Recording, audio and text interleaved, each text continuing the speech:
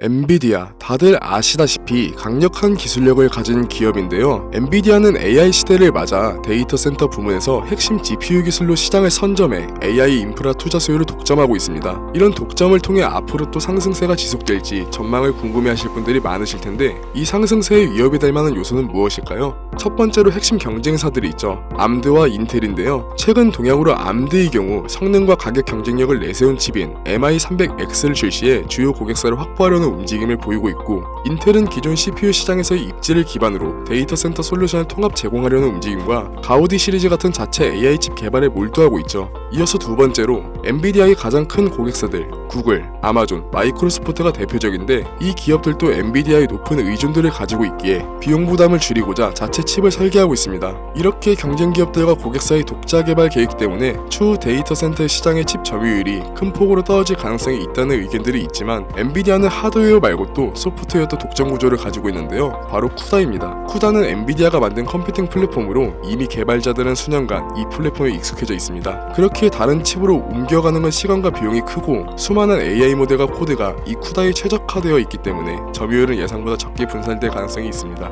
이런 낙관적인 전망 덕에 사실 전문가들이 걱정하는 건 시장 흐름인데, 장기적인 시장 흐름은 어떨지 지금부터 말씀드리겠습니다. 요즘 주식 전반적으로 해외랑 국내 시장 모두 분위기가 괜찮은데요. 뉴스마다 상승세가 지속될 거란 말도 들려오고, 오랜만에 계좌 보면서 미소 지은 분들도 많으실 것 같습니다. 기관 조사에 따르면 개인이 투자로 성공할 가능성은 채 4%가 되지 않는다고 합니다. 그만큼 시장은 개인이 완벽하게 대응하기엔 어렵다는 건데, 여러분들이 고민 속에 선택한 주식은 정말 투자를 잘하신 거죠. 하지만 이런 흐름에도 불안하신 분들도 계실 텐데요. 이렇게 오르다가 또 떨어지면 어떡하지? 더 사야 될까? 타이밍을 못 잡겠는데? 이런 생각 한 번쯤 누구나 해보셨을 건데요. 아주 좋은 시장일 때도 시장은 상승만 하진 않죠. 조정을 거치게 되는 게 자연스러운 수순이고, 그렇게 조정장을 맞닥뜨렸을 때 너무 불안해하실 필요는 없습니다. 오히려 불안감, 조급함 같은 심리적인 요소가 개입되어 투자를 결정한다면, 이런 심리가 반영된 투자는 수익을 내기 어려워질 테니까요. 그렇기 때문에 이미 잘 사고 잘 갖고 계신 주식은 중장기적으로 보유하는 게 올바른 판단이죠. 실력 좋은 투자자들의 공통점이기도 하고요. 그리고 또 다른 공통점은 시장 예측을 잘한다는 건데, 즉 다음을 대비하는 거죠.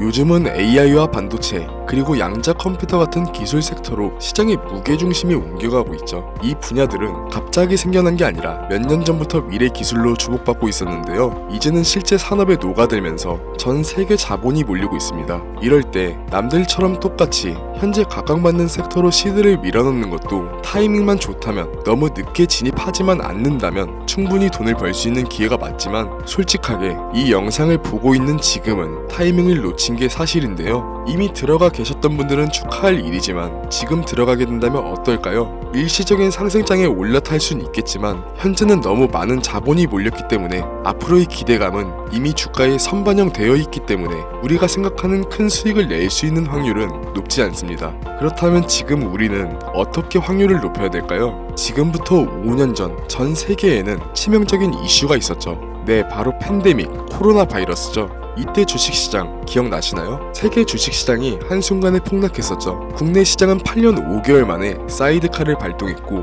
이 다음 날은 최초로 서킷 브레이커가 발동되었음에도 불구하고 지수는 끝도 없이 추락했죠. 미국 시장도 마찬가지였는데요. 후에서 팬데믹을 공식적으로 규정하자마자 폭락하기 시작했죠. 이 기간 동안 총 미국 S&P 500 지수는 34%, 다우존스 지수는 무려 38% 가까이 폭락했죠. 불과 2달도 안 되는 기간에 글로벌 시가총액이 약 25조 달러, 하나로 무려 3경원 넘게 증발했습니다. 경이라는 단위가 생소해서 감이 안 잡히실 수가 있는데요. 우리나라 1년 국가 예산이 600조 후반인데 이 예산의 46배가량이 날아간 겁니다. 상상도 못할 금액이 증발한 거죠. 이렇듯 한순간의 폭락은 경제가 무너진 듯 보였었죠. 하지만 반대로 폭등했던 종목도 있는데요. 바로 제약과 바이오 섹터입니다. 대표적으로 모더나는 주당 20달러 근처를 유지했었는데 497달러까지 올랐었기도 했고, 화이자도 같은 기간에 기존 주가의 2배 가까이 상승했으며, 국내 진단키트 기업인 시젠, 랩지노믹스 같은 국내 바이오주는 1000% 넘게 급등했었죠. 시장 전체가 공포에 잠겨있을 때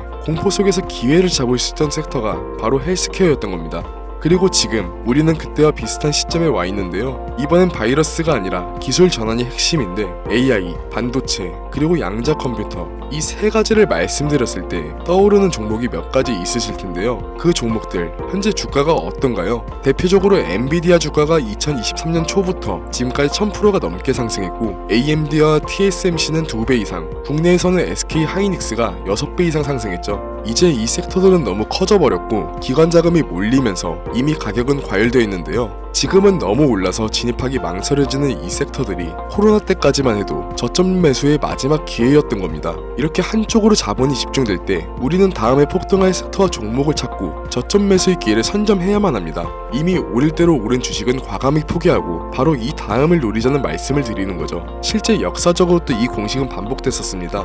지금 첨부된 사진은 미국 연방준비은행에서 제공되는 공식 차트인데요. 차트만 봐도 닷컴 버블이 어느 때인지 짐작되실 겁니다. 버블의 정점이었던 2000년 3월 전고점에서 2002년 10월까지 나스닥 지수는 무려 77%나 폭락했습니다. 그런데 기술 섹터에 집중됐던 자금은 버블 이후 어디로 이동했을까요? 바로 원자재, 에너지 섹터였습니다. 그 결과 에너지주들은 평균 300% 이상 상승했는데, 즉 한쪽이 무너질 때 다음 섹터를 먼저 잡은 사람들이 승자가 된 거죠. 이어서 2008년에 또 충격적인 일이 있었죠. 바로 서브프라임 모기지 사태, 리만 브라더스 파산 등의 이름으로 불린 세계 금융위기가 있었죠. 이미 한 차례 닷컴 버블을 지나 얼마 안 됐을 때라 경기 둔화와 증시 폭락, 그리고 기업들의 줄도선을 겪었던 두려움 때문에 상대적으로 안전한 자산으로 몰렸는데, 그때 AI와 반도체, 인프라를 구축하던 엔비디아, 애플, 구글 같은 기업들은 이후 10년간 10배, 많게는 50배 이상의 상승을 보여줬습니다. 결국 이때도 누구나 담고 있던 금융주 대신 주목하지 않았던 다음 성장 산업에 베팅한 사람들이 승자가 되었던 건데요. 이건 지금도 비슷합니다. 현재 AI, 반도체, 양자 컴퓨터 같은 기술주에 전 세계 자금이 집중되면서 일부 종목은 주가 수익 비율이 100배가 넘는 과열 구간에 들어서 있죠. 이 말은 현재 주가가 회사의 연간 이익의 100배 수준으로 거래되고 있다는 겁니다. 증시가 과열됐는지를 가늠하는 버핏 지수도 현재 200%를 넘겼고, 파월 연준 의장도 주가가 고평가됐다는 발언이 있었죠. 그렇기에 지금 기술적으로 자본이 집중된 시점이 이 다음을 봐야 할 시작점이라는 거죠. 지금 필요한 건 이미 오를 대로 오른 종목을 진입하는 게 아닌 이 다음을 선점하는 게 역사가 보여준 성공의 법칙입니다.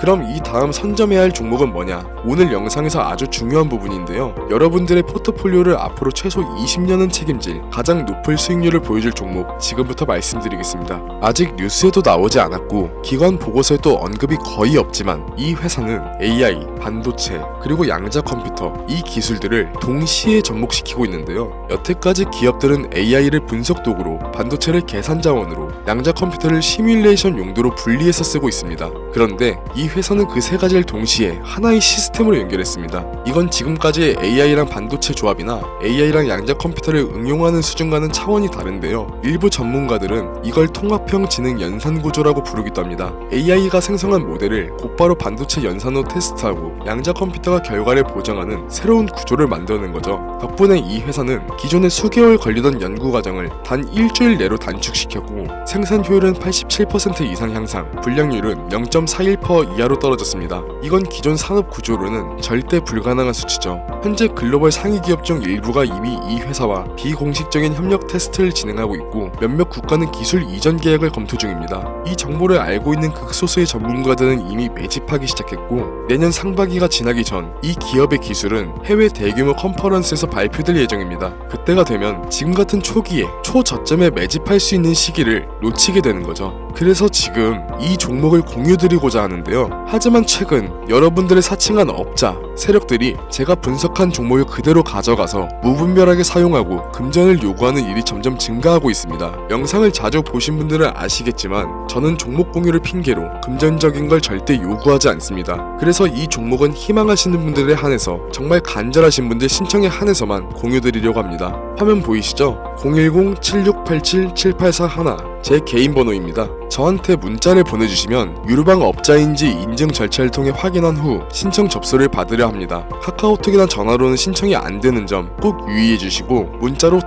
다음이라고 두 글자만 보내주시면 신청이 완료됩니다. 미리 움직이는 사람과 뒤늦게 따라붙는 사람의 차이, 이건 이미 여러분들도 잘 알고 계실 텐데요. 결국 투자는 타이밍의 싸움이니까요. 문제는 그 타이밍을 혼자 잡긴 쉽지 않다는 거죠. 정보의 속도가 너무 빠르고 시장은 하루가 다르게 변하기 때문인데요. 그래서 이제는 감이 아닌 근거로, 소문이 아닌 데이터로 움직여야 합니다. 검증되지 않은 정보로 시장이 휘둘리지 않게 흐름을 잃고 먼저 움직일 수 있게 도와드리겠습니다. 지금까지 영상 시청해주셔서 감사합니다. 트레이더 김준수였습니다.